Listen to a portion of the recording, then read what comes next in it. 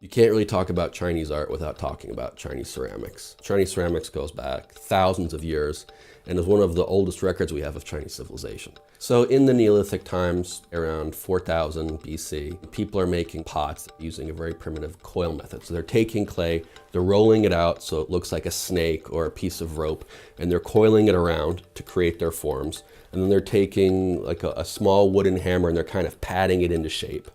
Or they're taking these coils that have been joined together and they're kind of pinching it into shape. And then they dig a pit, they put fuel in it, meaning wood, animal dung, plant debris.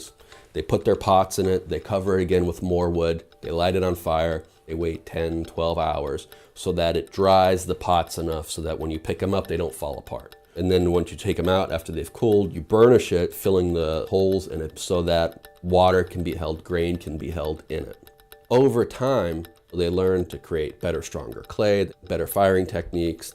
So as kiln technology improves, so does ceramic technology. You can start firing at higher temperatures. Then glaze technology improves, and you can start taking natural things around you, dirt, wood ash, water, various minerals, mixing them together, putting them into a kiln that can fire to high enough heat to get them to melt, and you start having glaze effects that are created. So it's not just about the utilitarian purpose of sealing the dish or the bowl or the vase so that water doesn't leak out, but you actually start creating artistic effects.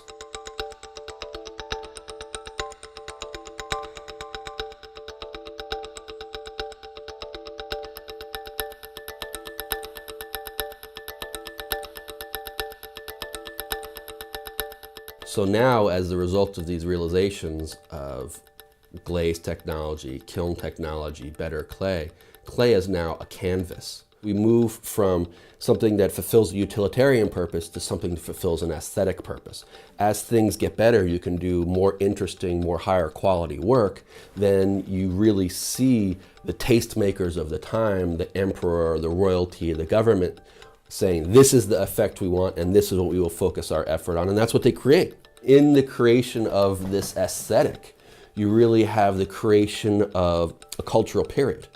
This aesthetic represents the dynasty. I mean, what you really realize is that art and culture is what supports the ruling dynasty, right? They use it to substantiate their right to rule.